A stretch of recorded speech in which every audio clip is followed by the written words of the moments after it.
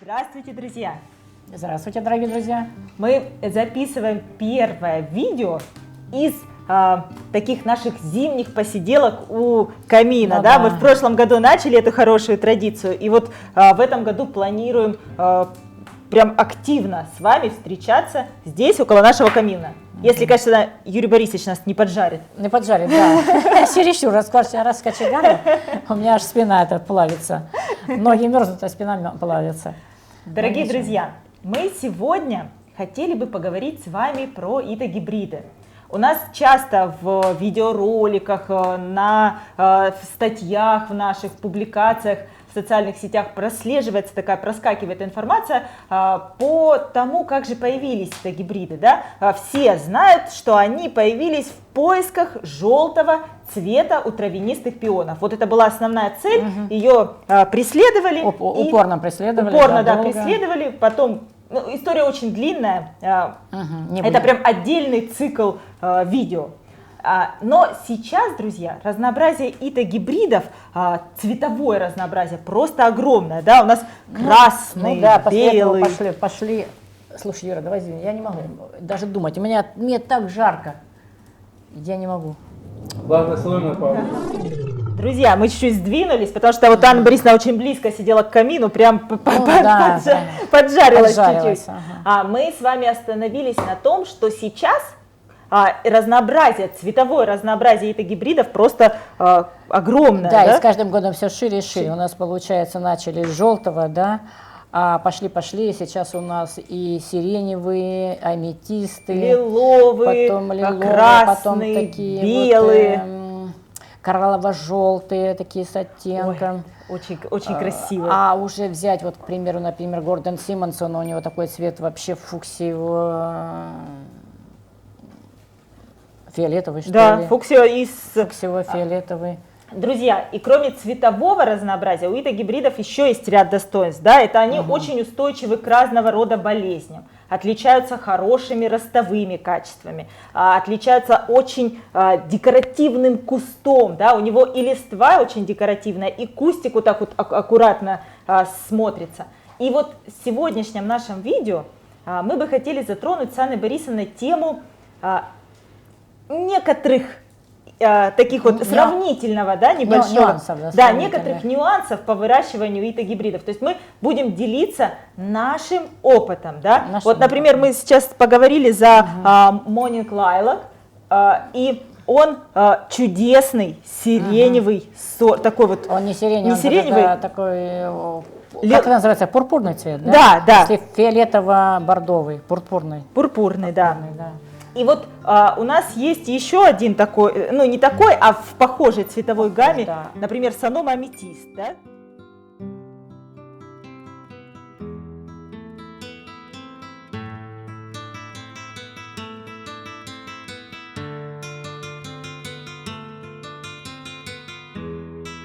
Борис, смотрите, у вас стоит задача посадить в саду фуксиевый, такой сиреневый, темно-пурпурный сорт. Какой вы выберете? Ну, конечно, самый такой 1338, но если бы сравнивать, еще Гордон Симмонсон. Почему? Потому что Гордон Симмонсон мне больше нравится куст. Он как-то быстрее нарастает, а Morning Lilac, при том, что мы их пересаживаем каждые 2 года, и за 2 года этот Гордон Симмонсон успевает нарастить куст такой шаровидный, и цветки прямо прилеплены к листве. За счет аккуратности. А так, конечно, Morning Lilac, у него такой цвет, что... А такие темные... И темные немножко полосы. Да, но не всегда, да, не бывает? Не всегда, да. Ну, вот. Это по всем ИТО-гибридам. У них бывает и вот как если возьмем мы, например, вот этот цветной. Лолипоп? Лолипоп и Хиллари. Лолипоп — это один из самых любимых ИТО-гибридов нашего Юрия Борисовича. Он когда вот у него вот эти контрастные малиновые полосы на желто-персиковом таком теле основном, он прям в восторге. Но видишь, иногда у той же Хиллари появляются такие же вот Да. полосы. Не каждый год, но появляются. Иногда Если- они меленькие, а иногда такие И крупные. даже смотришь, думаешь, это Хиллари или, ну, или этот, Мгм. леденцы эти. А на следующий год смотришь, у Хиллари вообще никаких полосочек, просто немножко размытая основа. Бывает желтая, такая желтовато-красная основа, но полосочек нету. А вот смотрите, Анна Борисовна, возьмем похожий, вот Копер Кетли, да, это один из моих самых любимых итогибридов. Медный чайник. Да, до того, как я не повидала, Не забудьте. 338 артикул. До того, как я не повидала Каролину Версан, он был точно самый любимый. А сейчас у него появился конкурент. Каролина Констебль. Констебль. Да. Это уже французская гибридизация. РЕФ зарегистрировал этот сорт и назвал Каролина Констебль, это исследователь, научный деятель, женщина. И вот в честь нее был назван этот ито-гибрид. Ну, Каролина Констебль у нас всего 2 года или 3, 2 года, но это просто, я когда его увидела, это просто шедевр. Да. Потому что я таких еще не видела, и как не видела, я их видела, но не видела, что с такой скоростью нарастает и так быстро входит в пору цветения, прямо моментально уже. И на 2-й год, на 3-й год у него такие огромные цветки, прилепленные к этому кусту, и куст тоже такой компактный, как у Гордон Симмонсон, отличный сорт просто. И сложный такой цвет благородный, да, прям Да, удивительный. цвет интересный, там и кремовые, и бордовые, немножко такое размытое, коралловое, что-то присутствует. И главная форма цветка, кругленький, аккуратный, полумахровый. И действительно полумахровый, но у него много рядков лепестков, чуть ли не махровый. Ну, я, честно говоря, махровый не очень люблю, а вот то, что полумахровый... Именно итогибриды, да? Не, вообще. Вообще? Вообще, да. Я больше люблю вот полумахровые, потому что у них много-много вариантов. Махровый, он ну, вот так вот махровый, а у полумахровых у них же и то такое, то там какие-то перетяжечки, то какие-то перья, то какие-то там... Короче, фантазия у них большая. Давайте затронем сорт, тоже французская гибридизация, тоже Red, это Danse du Fay. Он в похожих цветах с Каролиной Констебль, но вот если вот так вот, положа руку на сердце, кого бы вы посадили? Каролину Констебль или Danse du Fay? Нет, конечно, Каролину, вот, потому что Данса этот, он не так быстро набирает куст, и цветки-то надо будет ждать уже на 3-4 год. Вот как у Дансе Дуфе этот, ну как бы сказать, он неплохой, но у него бывает вот цветок, и у него немножко лепестки вот не идеально уложены. Вот. Немножко кончики лепестков примяты или закручены. И как женщины привыкли к порядку, так хочется ему так вот немножко их в порядок привести. И я все время вспоминаю вот этот 301-302, от которого... Кейлис Memory и Canary Brilliance. Да, Это конечно. 2 сорта у нас, они такие неоднозначные. Которые Да? мы решили завести, честно говоря, избавиться, потому что новые поступления итогибридов, они просто их ложат на лопатки. Да. И из-за того, что у них есть такие минусы, которые долго входят в период цветения, потом им надо там какое-то особое место, они что-то, ну, короче говоря, очень требовательные. Так как они первые, они решили, что они короли, и Ну да, это вот запросы у них большие. это Вот. гибридизация Андерсона, и вообще у нас, если взять всю нашу коллекцию гибридов, сорта Андерсона занимают большую часть. Но он и специализировался всегда на ито-гибридах, да, то есть он прям король ито-гибридов, у него очень много удачных сортов, красавица всемирно известная, да, которая пока что соревнуется. Ну вот она, есть много сейчас желтых ито-гибридов, но своими ростовыми качествами, своей распространенностью, легкостью цветения, конечно, Барзелла Андерсона это... Ну, да, это шедевр. Да. Пока я так считаю, его на лопатки никто не положил. Ахало и... Хотя я вот, скажи, Соном Ахало, да, у него там огромные цветки, вот когда уже большой, вот такие цветки, махровые полностью, то все, вот, и запах, у Барзеллы тоже запах. Вот, ну, есть один нюанс маленький, который мне, как бы сказать, отличный, но немножко цветок большущий, Когда куст крупный, большой, многолетний, то цветки вот нормально лежат на листве у Сономы Хало. А вот если кустик двухлетний там, то у него цветоносы длинноватые, и он немножко, когда вода к нему собирается, дождик, он немножко как бы за пределы куста провисает. С одной стороны, это хорошо, его можно вырезать на букет, поставить, потому что, например, у борзеллы такие маленькие эти цветоножки, и на букет... А Хало выставляет чуть-чуть цветов. А Хало так вот выдвигает эту свою цветонос. Вроде бы с одной стороны плюс, а с другой стороны, вот если для куста, то это надо только нарастить большое, чтобы цветки прям тогда лежат. Потому что они вот такие огромные и маленько, как бы сказать, крайние. Вот средние все равно лежат, а вот крайние бывает так вот немножко опускаются. Ну, это шедевр такой, какой невыносимо лицезреть без дрожи. Конечно, конечно. Потому что но борзелла берет своей доступностью, да, то есть сорт... А борзелла это непререкаемый лидер, потому что она хорошо растет, у него всегда нет минусов. У него и запах, у него вот эти цветки прижаты, красивенько, быстро входит. Единственное, что некоторые говорят, что вот у нас там не цветет год-два. А почему? Потому что вот я же Оле говорю, вот если вы выращиваете картошку, вы все равно землю готовите. Вы готовите землю.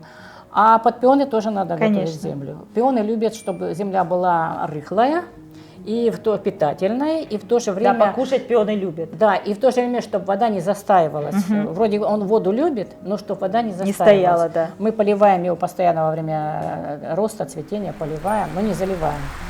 Вот. И тогда он благодарит вас огромным кустом, огромным цветками, чудесным запахом. Друзья, и еще важно, это касается не только ита-гибридов, а практически всех сортов пионов. Солнце, солнечное место. Посадите в полутень под забор, будет красивая зеленая листва. Цветка не ждите. Будет очень красивая такая изумрудного цвета листва. Борисовна, коли мы стали сравнивать борзеллу и Соному Хало, да? Сорт Андерсона и Толомео. Давайте поговорим еще о двух похожих ита-гибридов Андерсона, Кору Луизу, и Толомео, балерину де Савал. Ну вот я тоже говорила, вот у Толомео, вот этот вот Сонома Хало, то ее шедевр. Конечно, женщина ушла из жизни не вовремя, она дальше сотворила еще лучше шедевры. Ну вот есть у нее шедевр, который вот первый, который у нас появился, Сонома Велкаме, к примеру, да? Сонома Велкаме, у него цвет не на мой вкус. Не на мой тоже, да. Да, очень много людей, которым он нравится. Я вот смотрела сегодня фотографии, видео, которые мы по Сономе Велкаме у нас есть. Он очень такой сорт, у него бывают прямо желтоватые цветки, такие кремовые, а бывает прямо уже чуть ли не на Хиллари похож. Да. И вот такой у него постоянно вот это. Ну, чем хорош куст? Куст хорошо тем, что он хорошо нарастает, такой компактненький тоже куст, цветки такие кремовые с бордовенькой серединкой. Хорош. Ну, а вот другие уже, как ты говоришь, вот этот вот балерина де Савал, да. И 339, они в одном цвете, сиреневые с такими бордовыми у основания, бордово-фиолетовыми пятнами у основания. Ну, Кора Луиза старый сорт, и он, так же, как у нас и борзелла, очень хорошо растет. Да. Вот это, и хорошо растет, и хорошо цветет. Да. Она Кора Луиза 86-го года, и где-то там же рядышком борзелла. Вот тоже она или 86-го, или вот прям рядом с Корой Луизой. А вот балерина де Савал, она уже более свежая. Ну, по нашему опыту, мы цветка не видели еще пока. Да. Она медленно растет. Да, вот смотрите, друзья, мы не стартует вот никак. Да, уже мы выращиваем пионы в одних и тех же условиях, да, что Кора Луиза у нас растет, что балерина де Савал, да, так у Коры Луизы у нас, ого-го, вот такие куртинки, а у балерины де Савал, ну, да, не цветка не разгуляться, да, и цветка мы не видели, то есть в одних и тех же условиях, похожие по цвету ита-гибриды, да, Кора Луиза и балерина де Савал имеют разные ростовые качества. Это не говорит о том, что балерина де Савал сорт плохой, нет. Просто вот у нас он так ведет. Да, вот по таким наблюдениям у нас Кора Луиза бежит, а балерина де Савал медленно идет. Это вот как, я уже думаю, что это, наверное, как бы сказать, особенности светлых ита-гибридов, потому что если мы возьмем Love Fire, потом мы возьмем тонко, вот эти вот Андерсона и Свенсона последние, сорта тонкие. У нас 2 или 3 сорта его, тонкие. Я их еще не видела, не знаю. Тонкий вайс, тонких там. Это вот совсем да, новенькие. совсем новенькие. Они у нас 3 года или 2-3 года они у нас. Да. 3 года у нас они тонкие эти. Ну вот так они то же самое демонстрируют, и я смотрю по росту, по размножению, они стоят на месте. Вот Так. мы их посадили, они там себе сидят и не особо размножаются. И цветка нету, ни одной фотографии нету, значит что? Не цвели. Да? Ну, Вот. мы еще понаблюдаем за ними, но вот я что-то уже так думаю, Love Affair у нас давно. Да. И Love Affair, беленький цветочек. Вы его один раз, да, фотографировали? Да, такая, в этом году я фотографировала его. Такая редкость, беленький цветочек, беленький, это гибрид. Ну, может быть, из-за того, что мы каждые 2 года их копаем, не даем ему кусту нарасти. Может быть, но другие же растут. Другие растут, да. То есть да. вот мы про это говорим, да, что, возможно, если кто-то посадит его и будет обхаживать своим взглядом и любовью в течение там 3 лет, он выдаст вот эти вот невероятные белые цветы. Белые цветы, да. Но у нас в одних и тех же условиях растут все итогибриды. И какие-то растут великолепно, а какие-то мы вот... Да, с какими-то нет проблем. А если Раз-два и Борисовна, размножился. идея тут, а если вот взять эти все итогибриды, цветение которых мы не можем поймать, да?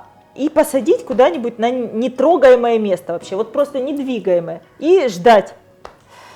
Это ж надо дома сажать. Дома сажать, конечно, Дома если сажать. на поле посадить, выкопаем Ну, все. сейчас вот мы покорчевали все черешни. Я боярышник выкорчевала, черешню выкорчевала, все выкорчевала. Прям просятся теперь. Посадила еще одну хурму, надолго не знаю, года на 3, наверное, буду корчевать опять. Анна Борисовна в этом году очень вдохновилась урожаем хурмы. И купила еще. Еще одно деревце. Ну, думаю, что через время начну корчевать. Но та хурма у вас с косточки выросла, а это деревце, интересно.